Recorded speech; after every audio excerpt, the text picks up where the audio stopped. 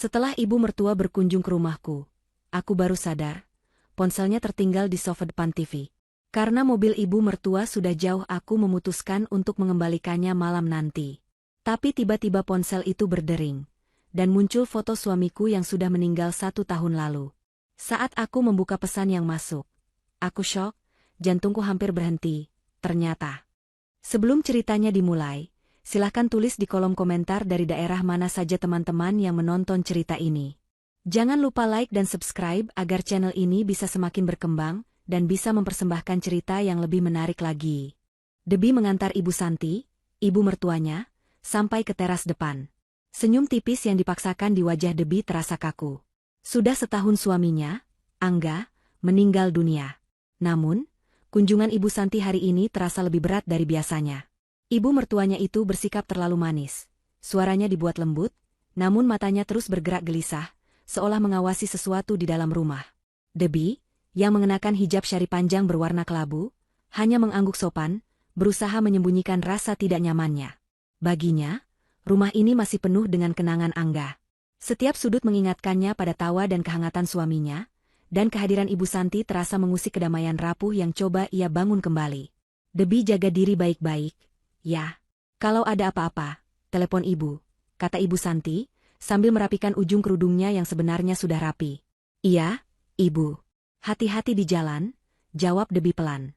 Dari balik kemudi mobil sedan hitam yang terparkir di halaman, Pak Jumaidi, sopir pribadi Ibu Santi, membungkukkan badan sedikit sebagai tanda hormat.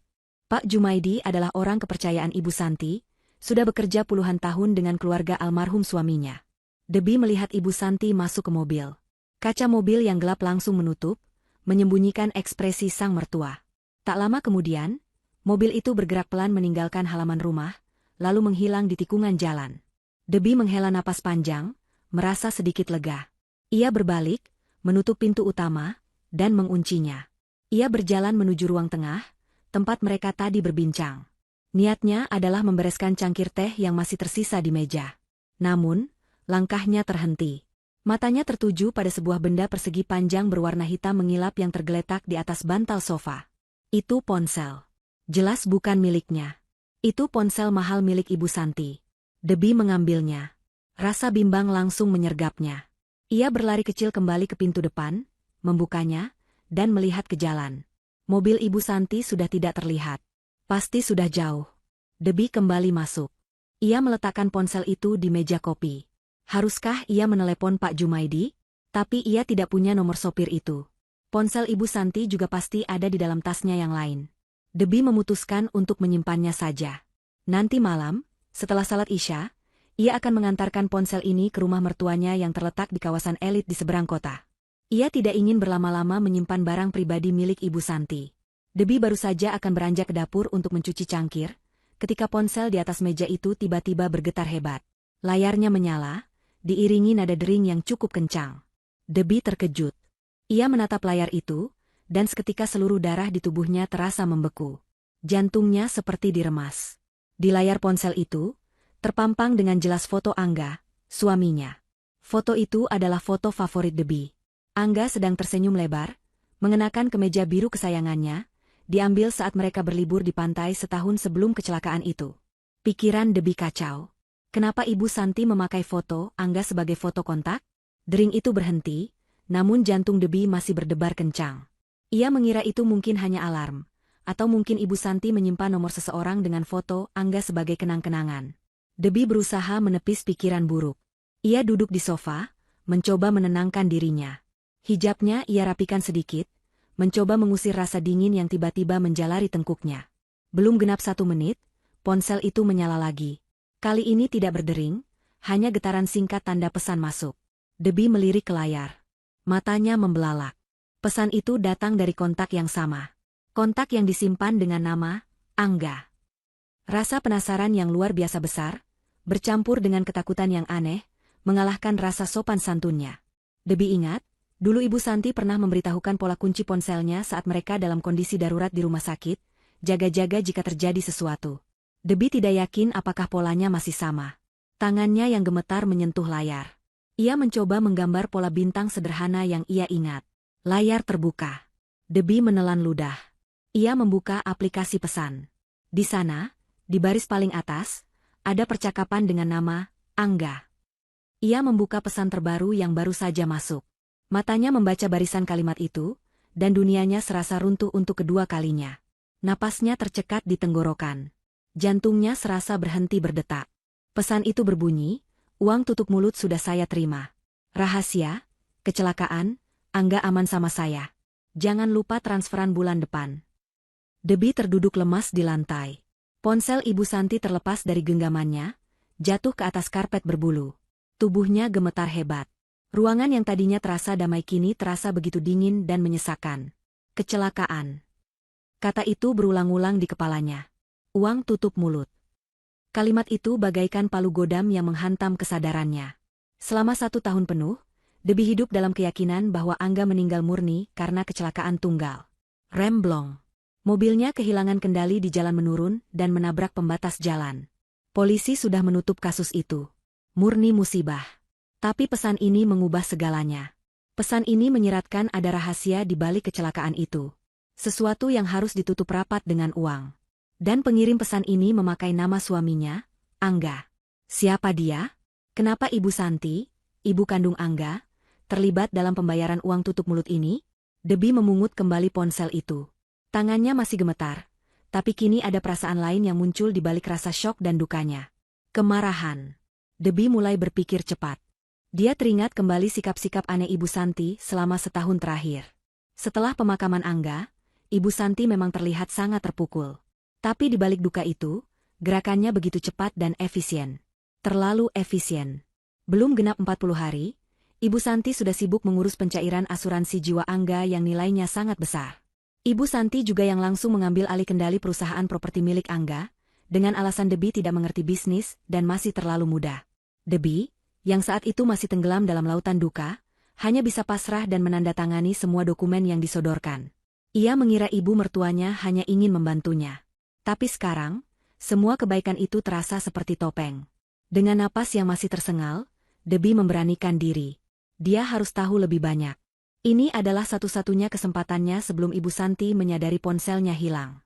Dia membuka kembali ponsel itu. Dia harus menemukan petunjuk lain. Pertama, dia memeriksa riwayat panggilan. Benar saja, ada banyak sekali panggilan masuk dan keluar ke nomor yang disimpan dengan nama Angga itu. Hampir setiap beberapa hari sekali. Ini bukan sekadar obrolan biasa. Ini adalah komunikasi intens. Debbie kemudian beralih ke galeri foto. Dia harus menahan mual saat melihat foto-foto keluarga yang tampak bahagia. Foto Angga saat wisuda, foto liburan keluarga, foto Ibu Santi yang tersenyum memeluk putranya. Semua terlihat normal. Debbie terus menggulir ke bawah, melewati ratusan foto. Dia hampir putus asa, sampai akhirnya dia menemukan sesuatu yang janggal. Terselip di antara foto-foto masakan, ada sebuah tangkapan layar. Sebuah screenshot bukti transfer dari aplikasi perbankan. Jantung Debbie berdebar lagi. Dia memperbesar gambar itu. Itu adalah bukti transfer ke rekening bank atas nama yang sangat asing. Talitha Maheswari. Nominalnya membuat Debbie terperangah. 250 juta rupiah. Bukan jumlah yang kecil.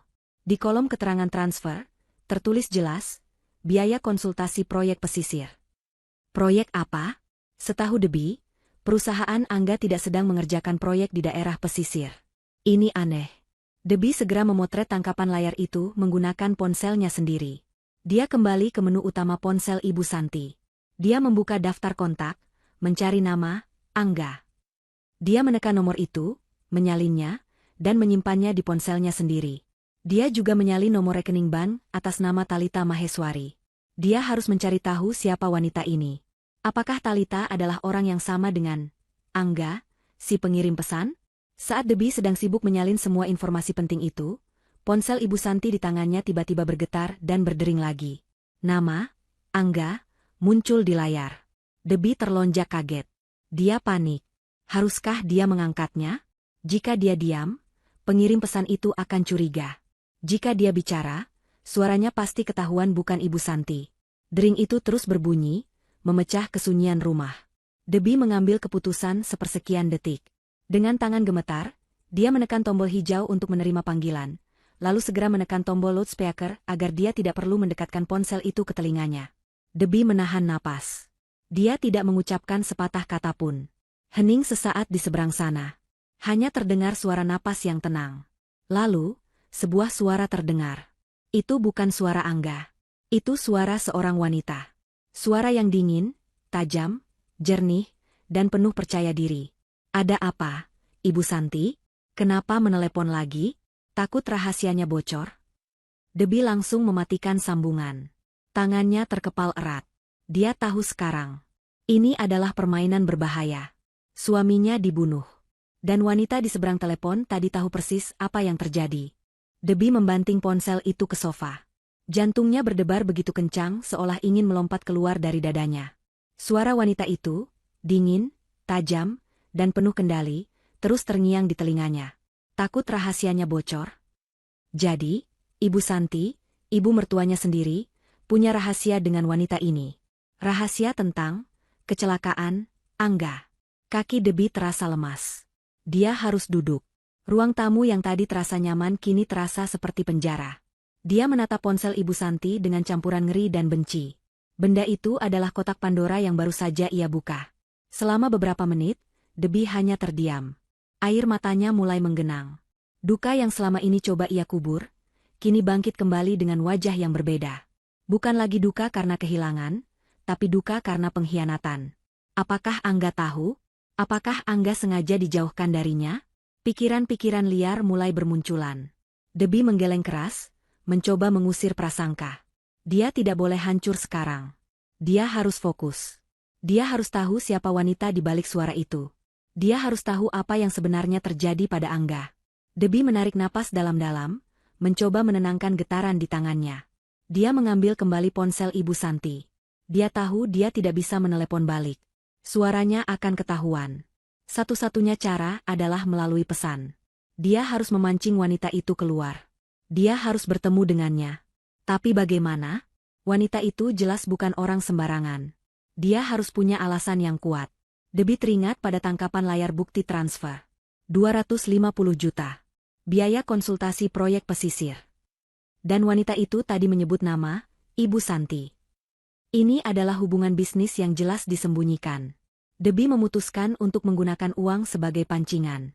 Dia harus berpura-pura menjadi Ibu Santi. Dia membuka aplikasi pesan, masuk ke percakapan dengan kontak, Angga. Tangannya yang masih gemetar mulai mengetik. Transferan berikutnya sepertinya akan bermasalah.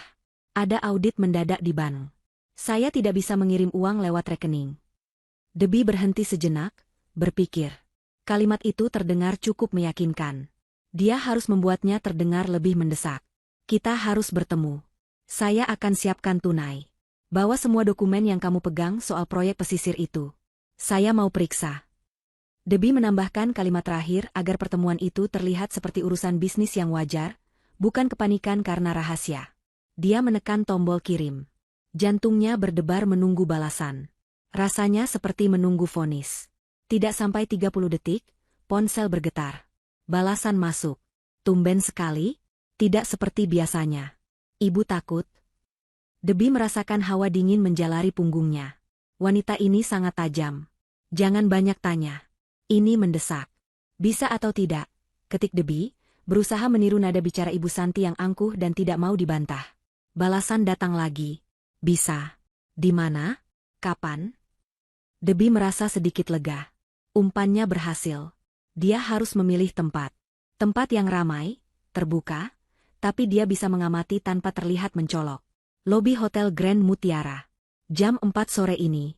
Jangan terlambat. Baik. Pastikan uangnya siap, balas wanita itu. Percakapan selesai. Debi meletakkan ponsel itu. Sekarang pukul 1 siang. Dia punya waktu 3 jam untuk bersiap. Dia tidak tahu apa yang akan dihadapinya. Dia akan bertemu dengan seseorang yang mungkin terlibat dalam kematian suaminya. Dia ketakutan, tapi tekadnya untuk mencari kebenaran jauh lebih besar. Dia bangkit. Dia pergi ke kamarnya. Dia tidak bisa datang sebagai Debi, istri Angga yang berduka. Dia memilih pakaian yang paling tidak mencolok.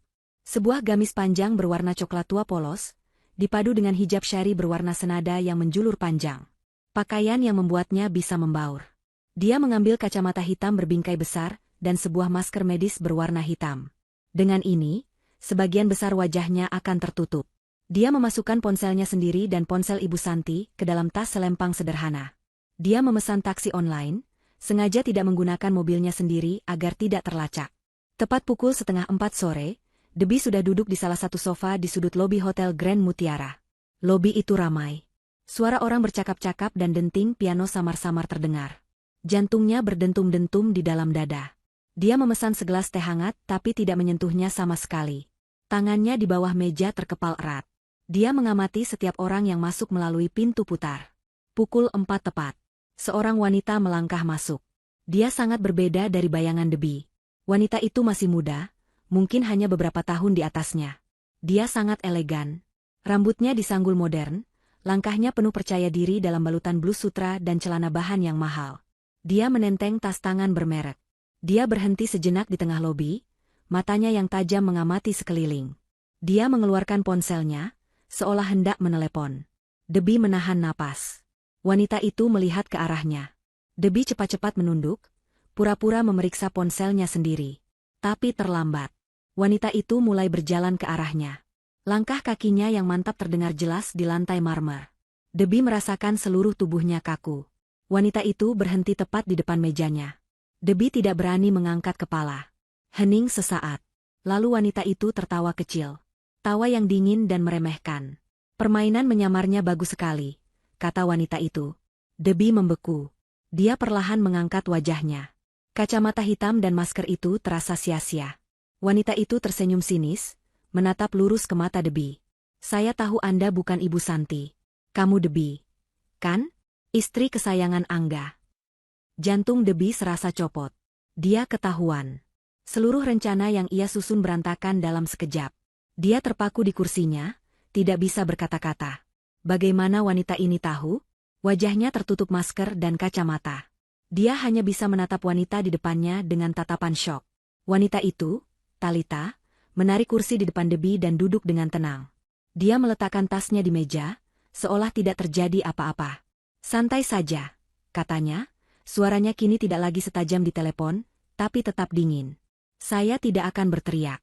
Saya sudah menduga Ibu Santi tidak akan berani datang sendiri setelah panggilannya tadi pagi terputus. Siapa kamu? Akhirnya Debbie berhasil mengeluarkan suara, meski terdengar bergetar dan parau. Nama saya Talita. Saya rekan bisnis almarhum suami kamu, jawab Talita lugas. Dia memberi isyarat kepada pelayan dan memesan segelas kopi tanpa gula. Rekan bisnis? Debbie mengernyit. Setahunya, Angga mengurus perusahaan properti itu sendirian setelah ayahnya meninggal. Ibu Santi hanya duduk di dewan komisaris tanpa banyak terlibat. Talita seolah bisa membaca pikiran Debbie. Bukan di perusahaan utama. Kami punya proyek sendiri. Proyek pesisir yang kamu baca di bukti transfer itu, katanya sambil tersenyum tipis. Angga itu brilian, tapi dia tidak percaya pada ibunya sendiri. Dia tahu ibunya korup. Jadi dia membangun proyek ini di luar sepengetahuan Ibu Santi. Dan saya adalah mitranya. Modal 50-50. Debbie semakin bingung. Lalu pesan itu? Uang tutup mulut? Kecelakaan, Angga. Pelayan datang mengantarkan kopi Talita. Talita menunggu pelayan itu pergi sebelum melanjutkan. Dia menyesap kopinya sedikit. Setelah Angga meninggal, lanjutnya, matanya kini menatap Debbie dengan serius. Ibu mertuamu yang serakah itu langsung mengambil alih semuanya. Dia menemukan dokumen proyek kami. Dia pikir dia bisa mengambil bagian saya begitu saja. Tentu saja saya tidak diam. Talita mencondongkan tubuhnya ke depan. Pesan itu bukan pemerasan, Debbie. Itu adalah tagihan. Uang yang kamu lihat di bukti transfer itu adalah uang saya. Hak saya. Bagian saya dari keuntungan proyek yang coba dirampas Ibu Santi. Tapi, kecelakaan? Desak Debbie. Ekspresi Talita berubah keras. Senyum sinisnya hilang, digantikan oleh kilat kemarahan yang samar. Saya menggunakan kata itu untuk menekan dia. Awalnya saya hanya curiga. Kematian Angga terlalu mendadak, terlalu bersih. Remblong? Terdengar seperti di film murahan. Talita terdiam sejenak, matanya menerawang. Angga tidak mungkin mati karena kecelakaan, Debbie. Suamimu itu orang yang sangat teliti. Dia tidak akan pernah membiarkan mobilnya dalam kondisi buruk. Dia dibunuh. Dibunuh? Kata itu keluar dari mulut Debbie seperti bisikan penuh kengerian. Ya, tegas Talita. Dan Ibu Santilah dalangnya. Saya yakin dia yang merencanakan semuanya. Kenapa lagi dia begitu panik dan langsung membayar saya begitu saya menyinggung kata kecelakaan? Dia pikir saya tahu sesuatu. Dia pikir saya punya bukti. Padahal awalnya saya hanya menggertak. Debbie merasakan mual. Ibunya Angga? Membunuh putranya sendiri? Tidak mungkin. Untuk apa? Harta? Bukan sekadar harta, kata Talita. Angga tahu. Sehari sebelum dia meninggal, dia menelepon saya. Dia bilang dia baru menemukan bukti kuat bahwa ibunya melakukan penggelapan besar-besaran di perusahaan utama. Korupsi jutaan dolar. Angga bilang dia akan melaporkan ibunya ke polisi. Dan keesokan harinya, dia meninggal. Dunia Debbie serasa berputar. Jadi Angga dibunuh untuk membungkamnya. Dan pembunuhnya adalah ibunya sendiri. Air mata Debbie mengalir tanpa bisa ditahan. Bukan air mata duka, tapi air mata kemarahan yang membara. Talita membiarkan Debbie menangis sesaat. Dia tidak mencoba menenangkan. Dia hanya menunggu. Kenapa kamu memberitahu saya semua ini? Tanya Debbie sambil menyeka air matanya. Karena kita punya musuh yang sama. Jawab Talita cepat. Saya benci Ibu Santi karena dia membunuh rekan bisnis saya dan mencuri uang saya. Kamu seharusnya membencinya karena dia membunuh suamimu dan menghancurkan hidupmu. Talita menatap Debbie lurus-lurus. Saya ingin uang saya kembali, semuanya. Dan saya ingin Ibu Santi membusuk di penjara. Kamu ingin keadilan untuk Angga, kan? Debbie mengangguk pelan. Rasa takutnya hilang, digantikan oleh tekad yang dingin. Bantu saya menghancurkannya, kata Talita. Dan saya akan bantu kamu membuktikan bahwa Angga dibunuh. Debbie menatap Talita. Wanita ini dingin, penuh perhitungan, dan jelas berbahaya. Dia bukan teman. Dia adalah sekutu yang beracun. Tapi saat ini, dia adalah satu-satunya harapan Debbie. Bagaimana saya tahu saya bisa mempercayaimu? Talita tidak tersinggung. Dia malah tersenyum. Saya tahu kamu akan bertanya begitu. Dia merogoh tas tangannya dan mengeluarkan sebuah flash drive kecil berwarna perak. Dia mendorongnya pelan melintasi meja ke arah Debbie. Benda itu terasa dingin di bawah tatapan Debbie. Apa ini? Saya tidak datang hanya dengan gertakan, kata Talita. Saya meretas sistem keamanan bengkel tempat mobil Angga diservis sehari sebelum dia meninggal. Ibu Santi bilang itu servis rutin. Kan? Bohong. Talita mencondongkan tubuhnya sekali lagi. Itu rekaman CCTV dari bengkel malam itu. Lihat siapa yang datang menemui montir di jam tutup. Setelah kamu melihatnya, kamu akan tahu saya tidak main-main. Kamu akan tahu siapa yang benar-benar kotor di sini. Talita bangkit dari kursinya, merapikan blusnya. Hubungi saya setelah kamu siap. Jangan pakai ponsel Ibu Santi lagi. Dia pasti sudah panik sekarang. Pakai nomormu sendiri. Nomor saya ada di flash drive itu. Talita berbalik dan berjalan pergi, langkahnya tetap anggun dan penuh percaya diri. Dia menghilang di antara keramaian lobi, meninggalkan Debbie yang termangu menatap flash drive perak di atas meja. Benda kecil itu kini terasa sangat berat, seolah menyimpan semua kegelapan yang telah merenggut nyawa Angga. Debbie duduk termangu di lobi hotel selama beberapa saat. Flash drive perak itu terasa dingin dan berat di telapak tangannya yang berkeringat. Talita telah pergi, meninggalkan Debbie sendirian dengan sebuah bom waktu. Rekaman CCTV. Bukti. Jantungnya masih berdebar kencang, bukan lagi karena takut pada Talita, tapi karena antisipasi yang mengerikan terhadap apa yang akan ia lihat. Dia harus segera pulang. Dia harus melihat isi flash drive ini. Dia berdiri dengan kaki yang terasa sedikit goyah, merapikan hijabnya, dan berjalan cepat keluar dari lobi hotel. Dia tidak mau membuang waktu sedetik pun. Perjalanan pulang dengan taksi online terasa sebagai siksaan terpanjang dalam hidupnya. Dia duduk di kursi belakang, memeluk tasnya erat. Ponsel Ibu Santi ada di dalamnya, disetel dalam mode hening. Debbie terus-menerus melirik keluar jendela. Setiap mobil yang melaju di sampingnya terasa seperti ancaman. Dia paranoid. Dia bertanya-tanya apakah Talita bisa dipercaya. Bagaimana jika ini semua jebakan? Tapi suara dingin Talita yang penuh keyakinan, dan kebenciannya yang jelas terhadap Ibu Santi, terasa asli. Mereka berdua sama-sama kehilangan. Talita kehilangan uang dan rekan bisnis. Debbie kehilangan suami dan seluruh dunianya. Akhirnya, taksi berhenti di depan gerbang rumahnya. Debbie membayar dengan cepat dan bergegas masuk, mengunci pintu gerbang dan pintu utama di belakangnya. Rumah itu terasa sunyi. Terlalu sunyi. Dia bersandar di pintu sejenak, mengatur napas. Dia aman. Setidaknya untuk saat ini, dia tidak menyalakan lampu ruang tamu. Dia langsung berlari kecil menuju ruang kerja Angga di lantai atas. Ruangan itu adalah satu-satunya tempat yang jarang ia masuki sejak Angga meninggal. Terlalu banyak kenangan. Bau kopi dan kertas yang khas dari suaminya masih samar-samar tercium. Debbie menyalakan laptop di meja kerja Angga. Cahaya dari layar adalah satu-satunya penerangan di ruangan yang remang-remang itu. Tangannya gemetar hebat saat dia memasukkan flash drive perak itu ke lubang USB. Jantungnya berdebar-debar begitu keras, hingga ia bisa mendengarnya di telinganya sendiri. Sebuah folder muncul di layar. Isinya hanya satu file video. Nama filenya adalah rangkaian angka, tanggal dan jam. Tanggalnya adalah 1 hari sebelum Angga meninggal. Jamnya menunjukkan pukul 11 malam. Debbie mengklik 2 kali. Video itu terbuka. Kualitasnya tidak bagus. Hitam putih, agak buram, dan diambil dari sudut atas. Itu adalah rekaman dari dalam sebuah bengkel mobil. Debbie bisa melihat mobil suaminya, sedan hitam yang ia kenali dengan baik, terparkir di tengah ruangan. Seorang pria berseragam montir sedang membungkuk di bagian depan mobil, di area mesin. Bengkel itu seharusnya sudah tutup berjam-jam yang lalu. Debbie menahan napas. Dia memajukan video itu sedikit.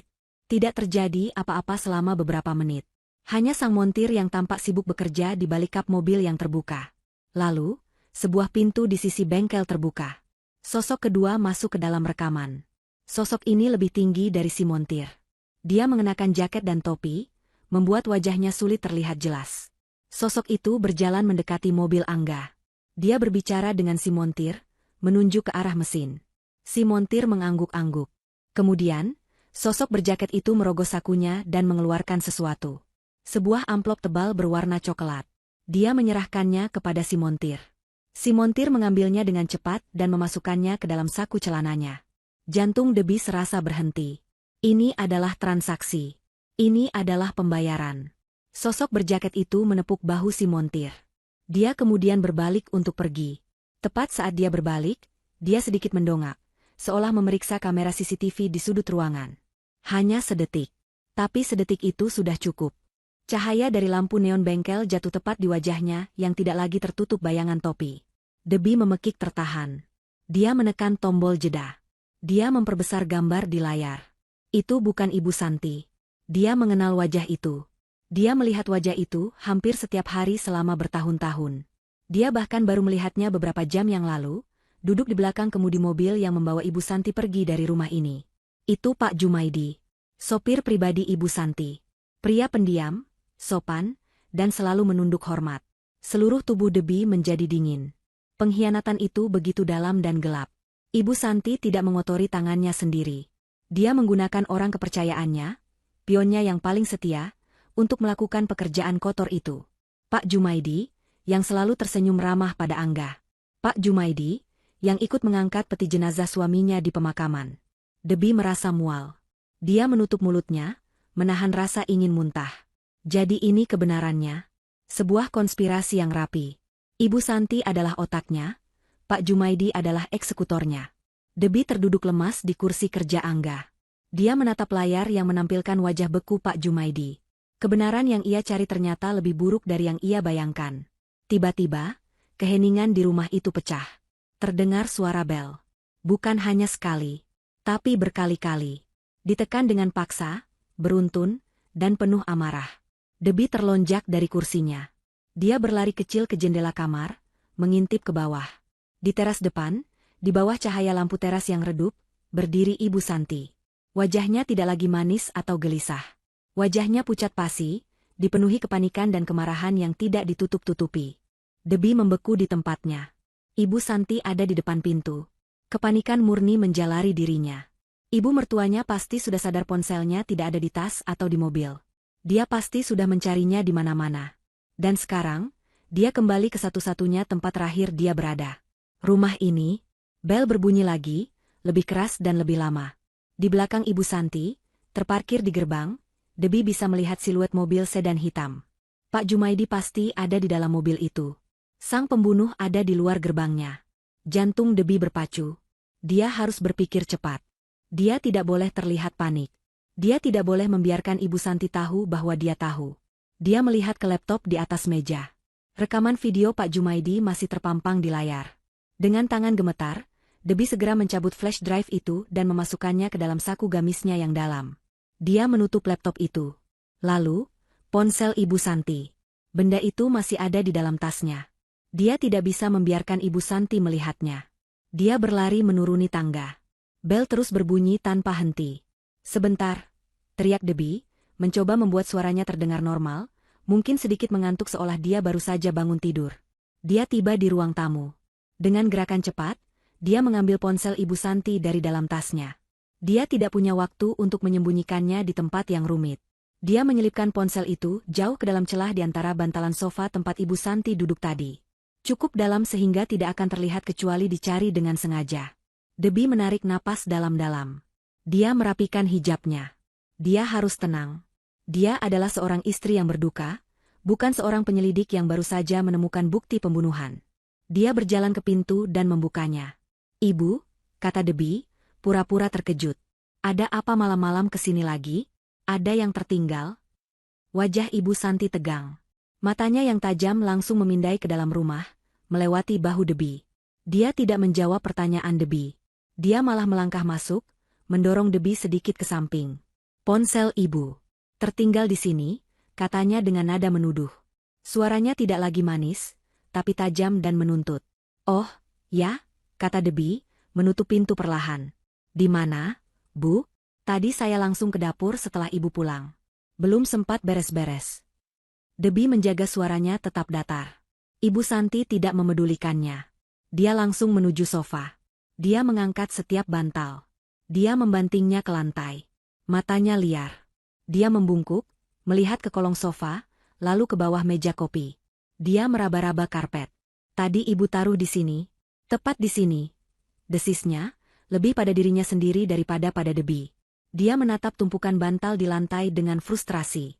"Mungkin jatuh di mobil, Bu," saran Debbie pelan. Ibu Santi menoleh cepat. Tatapannya menusuk Debbie. "Di mobil tidak ada. Pak Jumaidi sudah membongkar seluruh mobil. Pasti di sini." Ada jeda yang menegangkan. Ibu Santi menatap Debbie dari atas ke bawah. Kecurigaan terpancar jelas di wajahnya. "Kamu tidak melihatnya?" tanyanya. Suaranya kini turun menjadi bisikan yang berbahaya. Debbie menggeleng. "Tidak, Bu. Saya tidak lihat apa-apa." Ibu Santi melangkah maju, mendekati Debbie. Jarak mereka kini sangat dekat. Debbie bisa mencium aroma parfum mahal yang bercampur dengan bau keringat pertanda panik. "Jangan bohong, Debbie. Kamu menyembunyikannya, ya?" Ini adalah tuduhan langsung. Debbie merasakan kemarahan dingin naik dari dalam dirinya, mengalahkan rasa takutnya. Dia menatap balik mata ibu mertuanya. "Ibu," kata Debbie, suaranya tenang namun kokoh. Jauh berbeda dari suara menantunya yang penurut selama ini. "Ibu menuduh saya mengambil ponsel Ibu?" Ibu Santi sedikit terkejut dengan perubahan nada bicara Debbie. "Saya tidak tahu di mana ponsel Ibu. Tapi kalau Ibu bersikeras mau menuduh saya, silakan," lanjut Debbie. "Silakan geledah rumah ini sepuas Ibu. Geledah kamar saya. Geledah tas saya. Geledah saya juga kalau perlu." Debbie merentangkan tangannya sedikit. "Tapi setelah Ibu tidak menemukan apa-apa, saya harap Ibu ingat kalau Ibu sedang bertamu di rumah almarhum anak Ibu." Itu adalah gertakan yang berani. Debbie mempertaruhkan segalanya pada keyakinan bahwa Ibu Santi tidak akan berani menggeledahnya. Itu akan menjadi sebuah deklarasi perang terbuka. Wajah Ibu Santi memerah padam. Dia terpojok. Dia tahu Debbie tidak berbohong. Jika Debbie benar-benar menyembunyikannya, dia tidak akan setenang ini. Tapi kepanikannya karena kehilangan ponsel itu jauh lebih besar. Ponsel itu berisi segalanya. Percakapan dengan Talita. Bukti transfer. Dan mungkin lebih banyak lagi. Ibu Santi menatap Debbie dengan penuh kebencian. Dia tahu dia kalah dalam ronde ini. Dia tidak bisa memaksa. Mungkin Ibu salah," kata Ibu Santi, suaranya bergetar karena marah. "Mungkin memang tertinggal di kantor tadi siang." Itu adalah alasan yang lemah, dan mereka berdua tahu itu. Tanpa berkata apa-apa lagi, Ibu Santi berbalik dengan kasar. Dia berjalan cepat ke pintu, membukanya dengan keras, dan keluar. Dia membanting pintu itu di belakangnya, membuat bingkai foto Angga di dinding bergetar. Debbie bersandar di pintu yang tertutup. Kakinya lemas. Dia berhasil. Untuk saat ini, dia menunggu beberapa detik sampai dia mendengar suara mobil Ibu Santi menjauh dari gerbang. Dia mengunci pintu, menghela napas panjang yang gemetar. Dia kembali ke sofa dan merogoh celah bantal. Tangannya menyentuh permukaan ponsel yang dingin. Dia menariknya keluar. Dia menatap benda itu.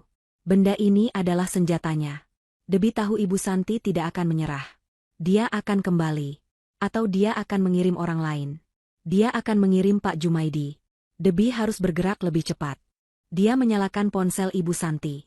Dia harus menemukan lebih banyak. Dia harus menemukan bukti yang menghubungkan Ibu Santi langsung dengan Pak Jumaidi. Dia membuka aplikasi email. Dia memeriksa kotak masuk. Kosong. Kotak terkirim. Kosong. Ibu Santi sangat bersih. Lalu, Debbie teringat sesuatu. Dia membuka folder draft atau konsep. Ada satu email di sana. Belum terkirim. Ditujukan kepada kontak yang disimpan dengan nama J. Debbie tahu itu pasti Pak Jumaidi. Subjek email itu kosong. Debbie membuka draft itu. Jantungnya serasa berhenti untuk kesekian kalinya malam itu. Pesan itu singkat, tapi isinya membuat darahnya membeku. Dia mulai curiga. Dia tahu soal ponsel. Habisi dia. Buat terlihat seperti perampokan. Napas Debbie tercekat di tenggorokan. Habisi dia. Buat terlihat seperti perampokan. Kalimat itu adalah vonis mati. Ditulis dengan begitu dingin, seolah memesan barang. Jantungnya yang tadi berdebar kencang kini terasa seperti diremas oleh tangan es. Ibu Santi tidak hanya panik karena kehilangan ponsel, dia panik karena Debbie tahu. Dan untuk itu, Debbie harus mati. Persis seperti Angga. Dia tidak punya banyak waktu. Ibu Santi mungkin sudah menelepon Pak Jumaidi dari nomor lain. Atau Pak Jumaidi mungkin sudah dalam perjalanan ke sini. Rumah ini, yang tadinya adalah tempat berlindung teramannya, kini telah menjadi perangkap maut. Dia harus pergi. Sekarang. Dengan tangan yang gemetar hebat hingga nyaris tak terkendali, Debbie memotret layar ponsel Ibu Santi, mengabadikan draft email yang mengerikan itu. Gambar itu adalah bukti niat membunuh. Dia segera memasukkan ponsel Ibu Santi ke dalam sakunya, di samping flash drive rekaman CCTV. Dia menyambar tas selempangnya, tidak peduli lagi untuk membawa apa-apa. Nyawanya adalah yang utama. Dia berlari ke pintu belakang, membukanya perlahan, mengintip ke halaman belakang yang gelap. Sun. Dia menyelinap keluar, melompati pagar samping yang rendah, dan berlari menyusuri jalanan kompleks yang sepi. Dia tidak berani memesan taksi. Dia terus berlari di bawah naungan pohon, bersembunyi di dalam bayang-bayang, sampai dia tiba di jalan raya utama yang ramai. Baru di sanalah, di bawah cahaya lampu jalan, dikelilingi oleh lalu lalang kendaraan, dia merasa bisa bernapas sedikit. Dia berhenti di depan sebuah minimarket yang buka 24 jam. Tangannya masih gemetar. Dia mengeluarkan ponselnya sendiri. Dia harus menelepon satu-satunya orang yang mungkin bisa membantunya. Satu-satunya orang yang memiliki kepentingan yang sama. Dia membuka file yang ada di flash drive pemberian Talita. Seperti yang dikatakan wanita itu, ada sebuah dokumen teks di dalamnya. Hanya berisi satu baris nomor telepon. Debbie menekan nomor itu. Dering berbunyi 2 kali. Ya, suara dingin Talita langsung menjawab. Tidak ada basa-basi. Dia tahu. Bisik Debbie, suaranya pecah karena panik. Dia, Ibu Santi. Dia mau membunuh saya. Dia mengirim draft email ke Pak Jumaidi. Habisi dia. Buat terlihat seperti perampokan. Hening sesaat di seberang sana. Debbie takut Talita akan menutup telepon, menganggapnya sebagai masalah yang terlalu besar. Di mana kamu sekarang? Tanya Talita, suaranya terdengar lebih tajam, penuh konsentrasi. Di jalan raya dekat rumah saya. Saya kabur. Bagus. Tetap di tempat ramai. Saya kirim alamat. Naik taksi ke sana sekarang. Jangan pakai taksi online. Hentikan taksi biasa di jalan. Pastikan kamu tidak diikuti. Bawa ponsel Ibu Santi. Bawa flash drive itu. Jangan bicara dengan siapapun. Saya tunggu dalam 30 menit. Panggilan terputus. Sesaat kemudian, sebuah alamat masuk melalui pesan. Sebuah apartemen mewah di pusat kota. Debbie segera menghentikan taksi yang lewat dan menyebutkan alamat itu. Setengah jam kemudian, Debbie sudah berada di dalam unit apartemen Talita yang luas dan minimalis. Talita membukakan pintu untuknya. Wanita itu tampak tenang, mengenakan piyama sutra, seolah ini adalah pertemuan bisnis biasa, bukan situasi hidup dan mati. Duduk, kata Talita, menunjuk ke sofa. Kasih saya ponselnya. Debbie menyerahkan ponsel Ibu Santi. Talita mengambil laptopnya dan beberapa kabel. Kita tidak punya banyak waktu. Ibu Santi pasti sudah mencoba melacak ponsel ini. Saya akan menyalin semua data di dalamnya. Semuanya. Talita bekerja dengan cepat dan efisien. Dia menghubungkan ponsel itu ke laptopnya. Jarinya menari di atas keyboard. Sebuah program berjalan di layar, memulai proses cloning data. Bilah kemajuan perlahan-lahan terisi. Ceritakan soal email itu, kata Talita, matanya tidak lepas dari layar. Debbie menceritakan segalanya. Tentang Ibu Santi yang datang dengan panik, gertakannya, dan penemuan draft email di folder sampah. Talita mengangguk. Dia panik. Itu bagus. Orang panik membuat kesalahan. Bagaimana kamu tahu aku akan datang? Tanya Debbie. Aku tidak tahu, jawab Talita. Tapi aku tahu Ibu Santi. Dia tidak akan membiarkan siapapun yang memegang rahasianya hidup. Kamu memegang rahasia terbesarnya. Sama seperti Angga. Bilah kemajuan hampir mencapai 100%. Selesai, gumam Talita. Dia mencabut ponsel itu dan menyerahkannya kembali pada Debbie. Sekarang, semua yang ada di ponsel itu sudah ada di laptop saya. Talita kemudian mengambil ponsel Ibu Santi, membukanya, dan mematikannya. Dia tidak akan bisa melacak kita lagi. Talita mulai membuka file-file yang baru saja disalin di laptopnya. Galeri, pesan, riwayat panggilan. Semua yang sudah Debbie lihat. Tapi Talita lebih teliti. Dia membuka aplikasi catatan, file manager, bahkan mencari di folder-folder sistem yang tersembunyi. Orang seperti Ibu Santi, kata Talita sambil terus bekerja, selalu punya cadangan. Dia tidak percaya bank sepenuhnya. Dia tidak percaya siapapun. Dia menemukan sebuah aplikasi pencatat keuangan yang tersembunyi, dilindungi kata sandi. Talita mencobanya beberapa kali. Gagal. Kapan Angga lahir? Tanyanya tiba-tiba. Debbie menyebutkan tanggalnya. Talita mengetikkannya. Gagal. Kapan ayah Angga meninggal? Debbie menyebutkan tanggalnya.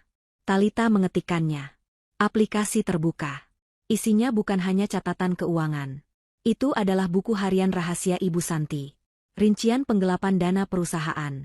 Nama-nama fiktif yang dia gunakan. Aliran dana haram.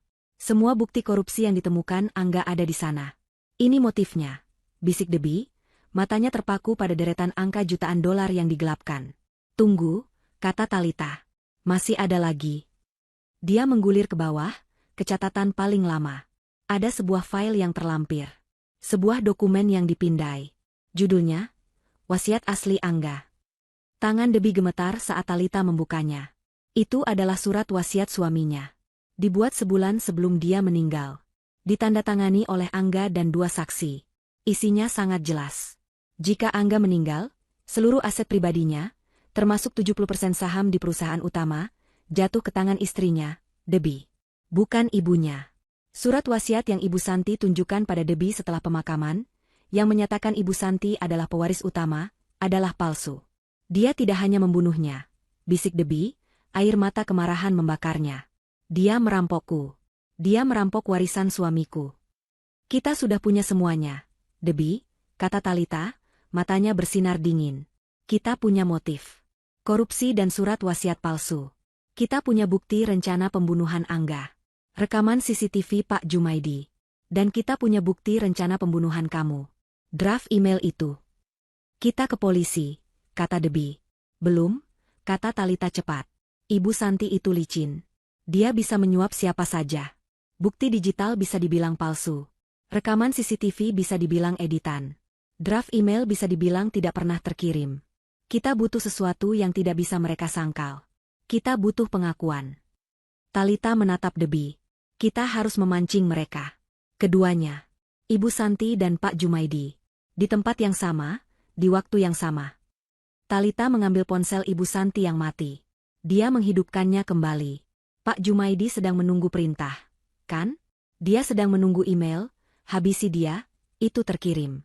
Ibu Santi pasti sedang panik mencarinya di luar sana, berusaha menghubunginya. Talita membuka draft email itu. Dia menghapusnya. Kita akan kirim pesan baru, kata Talita. Dia beralih ke aplikasi pesan singkat, membuka percakapan dengan J, alias Pak Jumaidi. Jari Talita mengetik dengan cepat. Rencana perampokan gagal. Dia kabur. Dia tahu segalanya. Dia pasti akan ke polisi. Temui saya di gudang lama Cikarang sekarang.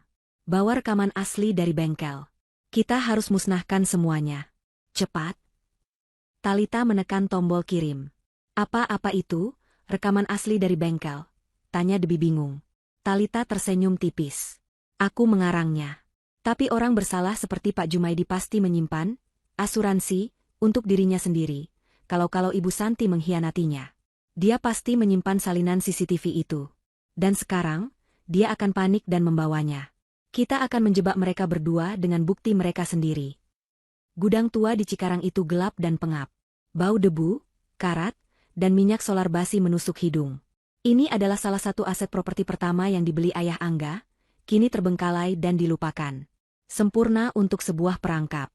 Talita sudah tiba lebih dulu bersama dua orang pria berbadan besar dan berpakaian serba hitam. Mereka bukan polisi, mereka adalah tim keamanan pribadi Talita.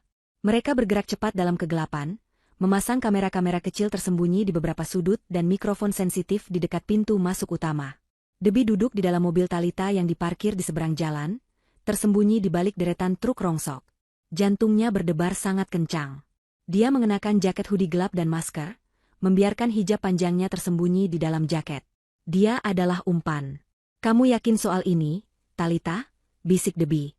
Ini terasa gila. Ini seperti adegan di film thriller.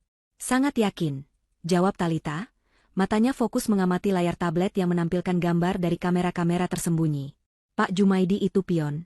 Dia takut pada Ibu Santi, tapi dia lebih takut penjara. Dia akan datang. Dan Ibu Santi? Dia sekarang buta. Ponselnya ada padamu. Dia tidak tahu apa yang terjadi.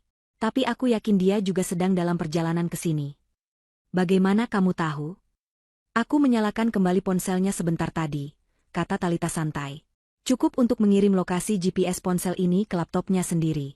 Dia pasti punya aplikasi pelacak. Dia akan mengira kamu atau Pak Jumaidi ada di sini dengan ponselnya. Dia akan datang untuk mengambilnya. Dia tidak akan bisa menahan diri. Debbie menelan ludah. Talita benar-benar memikirkan segalanya. Dia dingin, penuh perhitungan, dan sedikit menakutkan. Tapi saat ini, Debbie bersyukur wanita itu ada di pihaknya. 20 menit berlalu seperti selamanya. Hening. Hanya suara jangkrik dan lolongan anjing liar di kejauhan. Kemudian, seberkas cahaya lampu mobil menyorot jalan masuk gudang. Sebuah sedan hitam yang sangat Debbie kenali. Mobil yang sama yang membawa Ibu Santi pagi tadi. Mobil yang dikemudikan Pak Jumaidi. Mobil itu berhenti. Mesinnya mati. Pintu pengemudi terbuka. Pak Jumaidi keluar. Dia tampak gugup. Dia celingukan di kegelapan, memegang sebuah tas laptop kecil di tangannya. Dia persis seperti yang diperkirakan Talita. Dia membawa asuransinya. Bu, Ibu Santi, panggil Pak Jumaidi, suaranya bergetar. Di mana Ibu? Ini saya, Jumaidi. Tidak ada jawaban. Salah satu pria keamanan Talita memberi isyarat dari balik bayangan. Ini adalah bagian Debbie. Debbie menarik napas dalam-dalam. Dia membuka pintu mobil dan melangkah keluar. Dia berjalan perlahan ke arah gerbang gudang, tempat cahaya lampu bulan menerpa dirinya. Pak Jumaidi, panggil Debbie. Suaranya dia buat setenang mungkin, meski di dalam dirinya bergetar. Pak Jumaidi terlonjak kaget. Dia menyipitkan mata. Debbie, ngapain kamu di sini? Di mana Ibu Santi? Ibu Santi tidak ada di sini, Pak, kata Debbie, melangkah lebih dekat. Wajah Pak Jumaidi berubah pucat. Dia langsung mengerti. Kamu menjebak saya. Dia berbalik, hendak lari kembali ke mobilnya. Terlambat. Suara Talita memecah keheningan. Lampu sorot dari mobil Talita tiba-tiba menyala, menyorot langsung ke Pak Jumaidi, membuatnya buta sesaat. Dua pria keamanan tadi sudah bergerak cepat, memblokir jalannya ke mobil. Mereka tidak bersenjata, tapi postur mereka saja sudah cukup mengintimidasi. Pak Jumaidi terpojok di dinding gudang. Dia mengangkat tas laptopnya seperti tameng. Jangan apa-apakan saya. Saya tidak tahu apa-apa.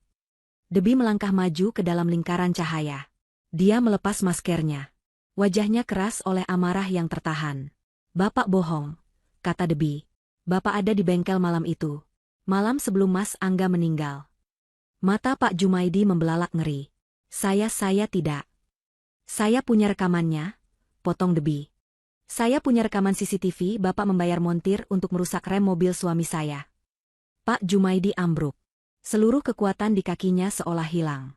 Dia terduduk di tanah yang kotor. Bukan saya, cicitnya, air mata mulai mengalir di wajah tuanya. Bukan salah saya cuma disuruh. Disuruh siapa? Desak Talita, yang kini berdiri di samping Debi. Ibu Santi, teriak Pak Jumaidi histeris. Dia kini menangis terseduh-seduh, sosoknya yang tadi sopan kini hancur lebur.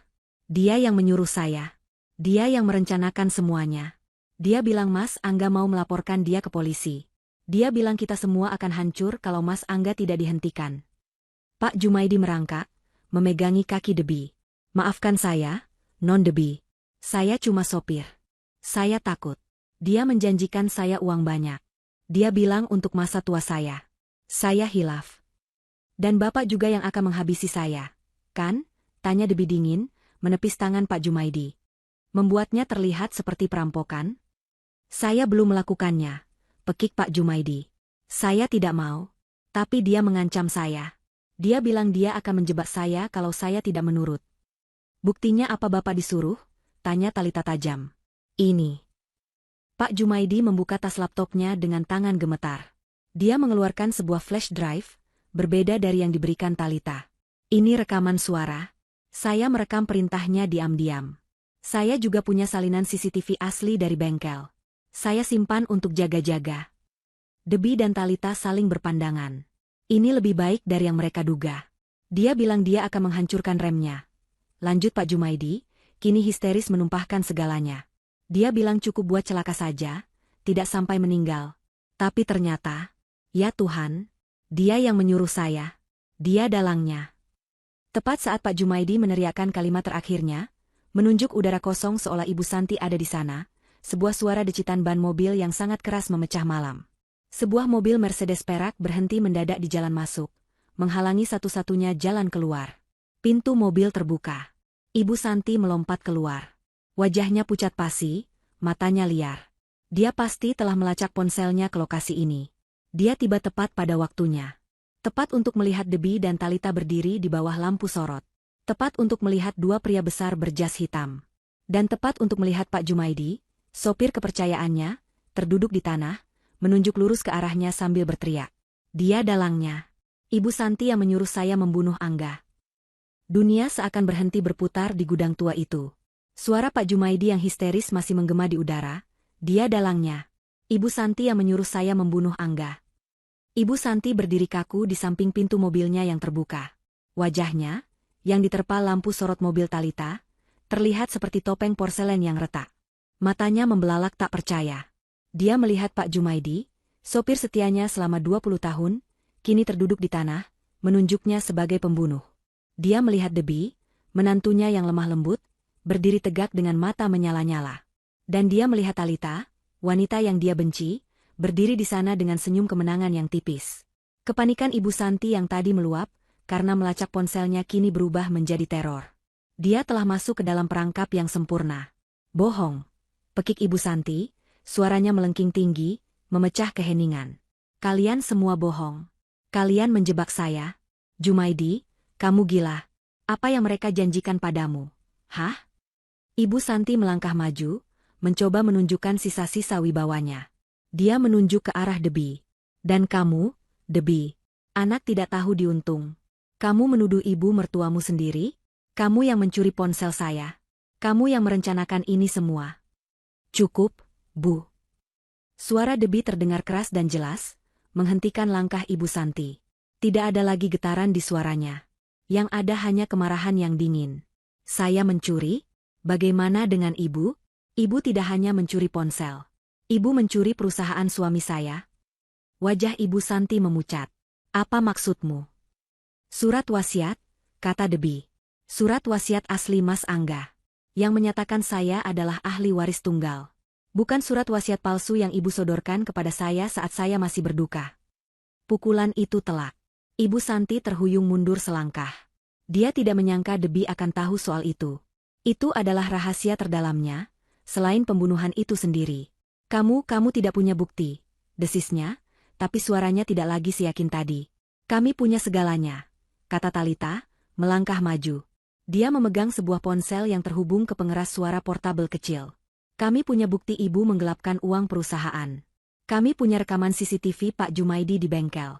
Kami punya draft email ibu yang memerintahkan pembunuhan Debi. Dan kami punya pengakuan langsung dari Pak Jumaidi. Itu semua fitnah, jerit Ibu Santi. Jumaidi berbohong. Dia yang membunuh Angga. Dia yang serakah. Dia mencoba memeras saya. Pak Jumaidi menggeleng-gelengkan kepalanya di tanah. Tidak, Bu. Ibu yang menyuruh saya. Saya punya buktinya. Diam kamu, pengkhianat, raung Ibu Santi. Buktinya memang ada, kata Talita dengan tenang. Dia menekan sebuah tombol di ponselnya. Sebuah suara terdengar, memenuhi gudang yang pengap itu. Suara itu bukan suara Talita, bukan suara Debi, dan bukan suara Pak Jumaidi. Itu adalah suara Ibu Santi sendiri. Rekaman itu sedikit berdesis, tapi sangat jelas. Direkam secara diam-diam oleh Pak Jumaidi. Suara Ibu Santi, saya tidak peduli bagaimana caramu, Jumaidi. Remblong? Ban pecah? Terserah. Buat itu terlihat seperti kecelakaan murni. Anak itu sudah kelewatan batas. Dia mau melaporkan saya. Dia mau menghancurkan hidup saya. Kamu urus dia. Setelah itu, saya akan urus masa tuamu. Suara Pak Jumaidi, tapi, Bu ini Mas Angga. Suara Ibu Santi, dia bukan anak saya lagi. Dia musuh saya. Lakukan saja, atau kamu yang akan saya hancurkan. Rekaman itu berhenti. Keheningan yang terjadi setelahnya lebih memekakan telinga daripada teriakan manapun. Ibu Santi membeku di tempatnya. Dia baru saja mendengar suaranya sendiri menjatuhkan vonis mati untuk putranya. Semua topengnya hancur. Wajah angkuh itu runtuh. Matanya yang liar kini dipenuhi kebencian murni dan kegilaan. Dia telah kalah. Iya, teriaknya, sebuah pengakuan yang meledak dari dalam jiwanya yang telah membusuk. Iya, saya yang menyuruhnya. Memangnya kenapa? Dia menunjuk Debi dengan jari gemetar. Ini semua gara-gara kamu. Sebelum kamu datang, Angga selalu menurut. Dia anak yang baik. Tapi kamu meracuninya. Kamu membuatnya melawan saya. Dia melawan ibu karena ibu korup. Balas Debi. Dia melawan karena ibu adalah pencuri. Dia anak durhaka, raung Ibu Santi. Dia lebih memilih kamu dan kejujuran palsumu itu daripada ibunya sendiri. Dia pantas mati. Dia pantas mendapatkan itu. Dan kamu? Mata Ibu Santi menyala. Dia menerjang ke depan, ke arah Debi. Kamu juga pantas mati. Tapi dia tidak pernah sampai ke Debi. Dua pria keamanan Talita bergerak secepat kilat. Mereka menangkap Ibu Santi, menahan lengannya di belakang punggungnya. Ibu Santi meronta-ronta, menjerit, dan meludahi mereka. Dia tidak lagi terlihat seperti sosialita terhormat. Dia terlihat seperti binatang buas yang terpojok. Di tengah semua kekacauan itu, di tengah jeritan histeris Ibu Santi, terdengar suara lain. Suara yang datang dari kejauhan, tapi semakin lama semakin jelas. Suara sirine polisi. Ibu Santi berhenti meronta. Dia menoleh ke arah jalan masuk. Matanya membelalak ngeri. Talita tersenyum tipis. Dia memasukkan ponselnya kembali ke saku. Saya sudah menelepon mereka 30 menit yang lalu. Tepat sebelum saya mengirim pesan jebakan itu ke Pak Jumaidi. Talita menatap Ibu Santi yang kini lemas dalam cengkraman petugas keamanan. Permainan Anda sudah selesai, Ibu Santi. Dalam hitungan menit, gudang tua yang sepi itu bermandikan cahaya biru dan merah dari lampu rotator polisi. Beberapa mobil patroli dan sebuah mobil tim penyidik memblokir seluruh jalan masuk. Polisi berseragam bergerak cepat dan terorganisir. Ibu Santi tidak lagi melawan. Dia berdiri diam, wajahnya pucat pasi dan kosong, saat seorang polisi wanita memborgol tangannya di belakang punggung. Dia tahu ini adalah akhir. Pak Jumaidi, di sisi lain, tampak sedikit lega.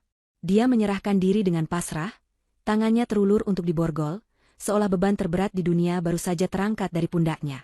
Dia terus bergumam, saya akan bekerja sama, Pak. Saya akan ceritakan semuanya. Seorang pria berjas rapi, yang ternyata adalah pengacara Talita, segera menghampiri detektif yang memimpin.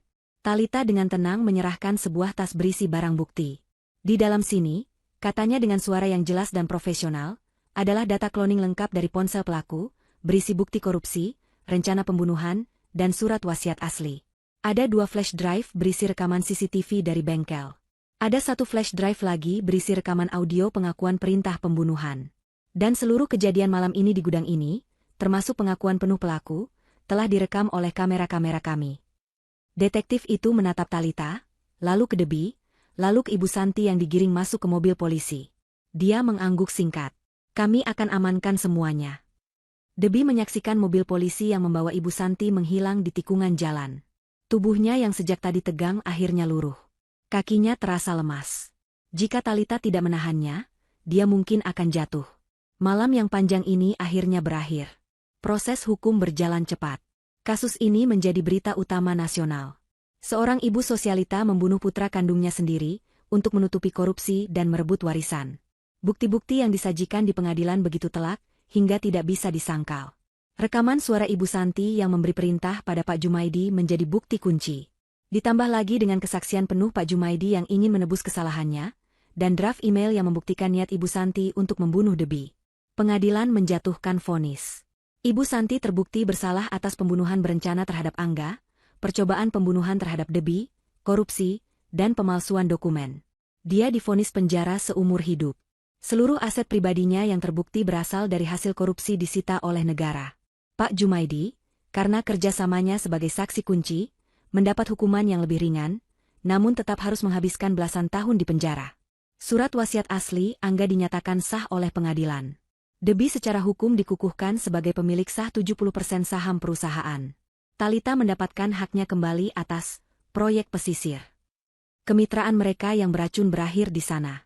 Talita telah mendapatkan uangnya dan keadilannya. Keduanya berpisah, bukan sebagai teman, tapi sebagai dua orang yang selamat dari badai yang sama. 6 bulan kemudian, Debbie melangkah keluar dari lift di lobi utama gedung perusahaannya. Karyawan yang berpapasan dengannya menyapa hormat. Selamat siang, Ibu Debbie. Dia membalas dengan senyum ramah namun penuh wibawa. Hijabnya yang rapi dan pakaian kerjanya yang elegan memancarkan aura kepercayaan diri yang baru. Dia bukan lagi Debbie yang rapuh dan berduka. Dia adalah seorang pemimpin. Dia masuk ke mobilnya dan menyetir sendiri. Tujuannya bukan kantor atau rumah. Dia berhenti di sebuah pemakaman umum yang terawat rapi. Dia berjalan perlahan di antara nisan-nisan, membawa seikat bunga lili putih kesukaan Angga. Dia berhenti di depan sebuah nisan marmer hitam sederhana dengan nama Angga Pratama terukir di atasnya. Debbie berjongkok, membersihkan sedikit debu dari nisan itu, dan meletakkan bunganya. Dia tidak menangis.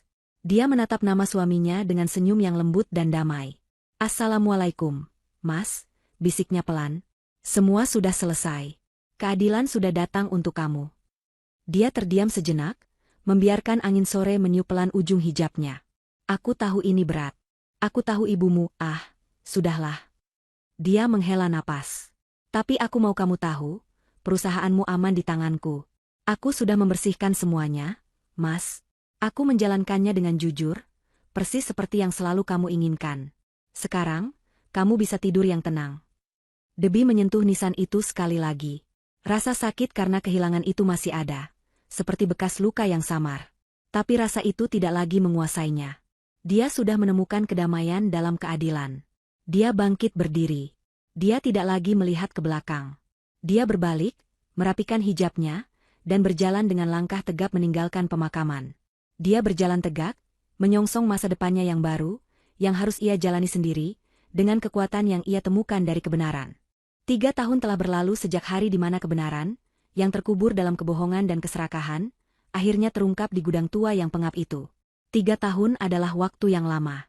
Cukup lama untuk mengubah duka menjadi kenangan, mengubah reruntuhan menjadi fondasi baru, dan cukup lama bagi karma untuk menagih sisa hutangnya. Wajah kota Jakarta telah banyak berubah, begitu pula dengan papan nama di gedung pencakar langit yang dulu menjadi kebanggaan Ibu Santi.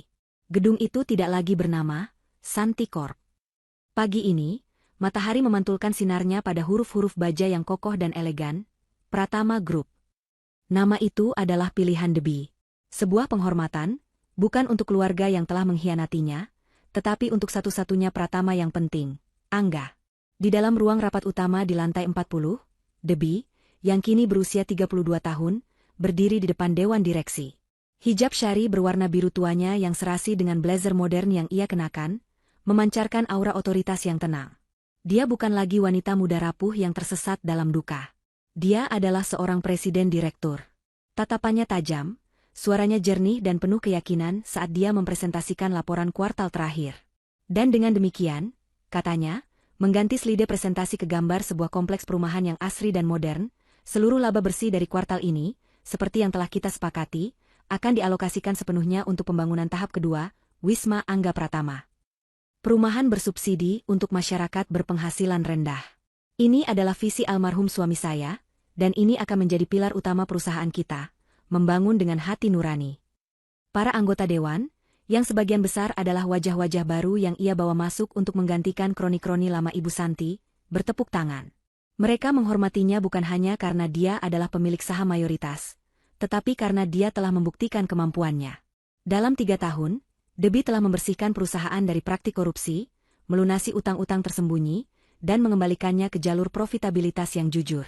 Dia adalah antitesis dari Ibu Santi dalam segala hal. Setelah rapat selesai, dia kembali ke ruang kerjanya. Ruangan yang dulu megah dan dingin milik Ibu Santi kini terasa hangat.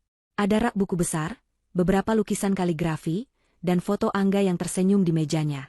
Bukan lagi foto yang ia lihat di ponsel Ibu Santi, tapi foto pernikahan mereka. Dia menatap foto itu sejenak.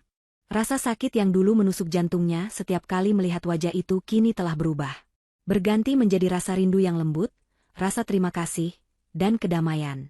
Dia telah memberikan keadilan yang pantas untuk suaminya. Di saat yang sama, ratusan kilometer jauhnya, di sebuah sel sempit di lembaga pemasyarakatan wanita, kehidupan berjalan jauh berbeda. Ibu Santi, yang kini berusia akhir 50-an, tidak lagi mengenakan perhiasan berlian atau pakaian sutra. Dia mengenakan seragam tahanan berwarna biru pudar yang kusam. Rambutnya yang dulu selalu tertata sempurna kini memutih dan dibiarkan tergerai tipis, diikat seadanya. Dia duduk di tepi ranjang besinya, menatap dinding yang berjamur. Dia tidak pernah menyesal. Di dalam benaknya yang telah terpelintir oleh kesombongan, dia bukanlah penjahat. Dia adalah korban. Korban dari menantu yang tidak tahu berterima kasih. Korban dari sopir bodoh yang berkhianat. Korban dari Talita. Dan yang paling menyakitkan, korban dari putranya sendiri yang dia anggap durhaka. Surat permohonan bandingnya telah ditolak berkali-kali. Pengacaranya sudah lama berhenti mengunjunginya. Harta sitaannya telah dilelang negara. Dia tidak punya apa-apa lagi. Tidak ada kekuasaan, tidak ada uang, tidak ada keluarga. Hari ini adalah hari kunjung. Tapi tidak ada yang pernah datang mengunjunginya. Tidak dalam 3 tahun ini. Dia sendirian. Karma baginya bukanlah sekadar tembok penjara. Karma baginya adalah kehilangan status, kehilangan kendali, dan dilupakan. Dia, yang dulu hidup untuk dilihat dan ditakuti, kini tidak terlihat sama sekali. Dia adalah hantu yang hidup dalam kuburan yang ia gali sendiri. Dia mengambil secari kertas dan pulpen, memulai surat ke-20-nya kepada Presiden, meminta grasi. Dia menulis tentang bagaimana dia dijebak. Tangannya gemetar bukan karena usia, tapi karena kemarahan yang tidak pernah padam. Nasib berbeda dijalani Pak Jumaidi.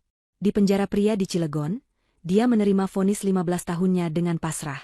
Kerjasamanya yang penuh di pengadilan telah menyelamatkannya dari hukuman seumur hidup. Dia adalah narapidana teladan. Dia menghabiskan hari-harinya di bengkel kayu penjara, mengajar narapidana lain cara mengukir. Dia menjadi lebih religius, tidak pernah melewatkan salat. Dia tahu dia tidak bisa mengembalikan nyawa Angga, seorang pemuda yang dulu sering memberinya uang tambahan. Tapi dia mencoba menebusnya dalam diam. Debbie, melalui Yayasan Angga Pratama, yang baru ia dirikan, tanpa sadar telah menyumbangkan dana untuk program pelatihan keterampilan di penjara itu. Roda takdir berputar dengan cara yang aneh. Dan Talita, wanita itu menghilang secepat dia datang. Dia mendapatkan kembali semua uangnya dari proyek pesisir, ditambah bunga yang besar. Terakhir terdengar, dia mengelola sebuah perusahaan investasi besar di Singapura. Dia telah menang. Dia kaya raya, sukses, dan sangat sendirian. Dia hidup di dalam penthouse kaca dengan pemandangan kota yang gemerlap, persis seperti yang selalu dia inginkan. Terkadang, saat meminum anggur mahalnya, dia teringat pada Debbie. Bukan dengan kehangatan, tapi dengan rasa hormat yang dingin. Dia menganggap Debbie sebagai satu-satunya orang yang sepadan dengannya, seseorang yang berhasil mengubah tragedi menjadi kekuatan. Tapi dia tidak pernah menghubunginya lagi. Malam itu, Debbie pulang ke rumahnya. Rumah yang dulu menjadi saksi bisu penemuan ponsel itu. Rumah itu tidak lagi terasa angker atau menyedihkan. Dia telah merenovasinya. Dindingnya kini dicat dengan warna-warna cerah. Taman belakangnya, yang dulu terbengkalai, kini penuh dengan bunga mawar dan melati. Dia duduk di teras belakang, meminum teh jahe hangat sambil menatap bintang. Ponselnya berdering. Bukan lagi ponsel Ibu Santi yang menyimpan rahasia gelap, tapi ponselnya sendiri. Sebuah pengingat kalender muncul di layar, ulang tahun Mas Angga. Debbie tersenyum. 3 tahun lalu, hari ini akan menjadi hari penuh air mata. Malam ini, dia hanya merasakan kedamaian. Dia tidak perlu lagi mengunjungi makamnya sesering dulu. Dia tidak perlu membuktikan apa-apa lagi. Dia telah menemukan kebenaran. Dia telah mendapatkan keadilan. Dan dalam prosesnya, dia tidak hanya menyelamatkan warisan suaminya, tetapi dia juga menemukan dirinya sendiri. Dia menemukan suaranya, kekuatannya, dan tujuannya. Ibu Santi telah mengambil nyawa Angga, tapi dia gagal mengambil masa depan Debbie. Debbie menutup matanya, menghirup aroma melati di udara malam. Dia tahu perjalanannya masih panjang. Menjalankan perusahaan besar sendirian bukanlah hal mudah. Tapi dia tidak lagi takut. Dia telah menghadapi kegelapan terpekat dalam hidupnya, dan berhasil berjalan keluar membawa cahaya. Dia telah berdamai dengan masa lalu, dan kini, dia siap untuk apapun yang akan dibawa oleh masa depan. Dia hidup. Dan itu adalah keadilan terbaik dari semuanya. Terbaik dari semuanya. Terbaik dari semuanya. Terbaik dari semuanya. Terbaik dari semuanya. Terbaik.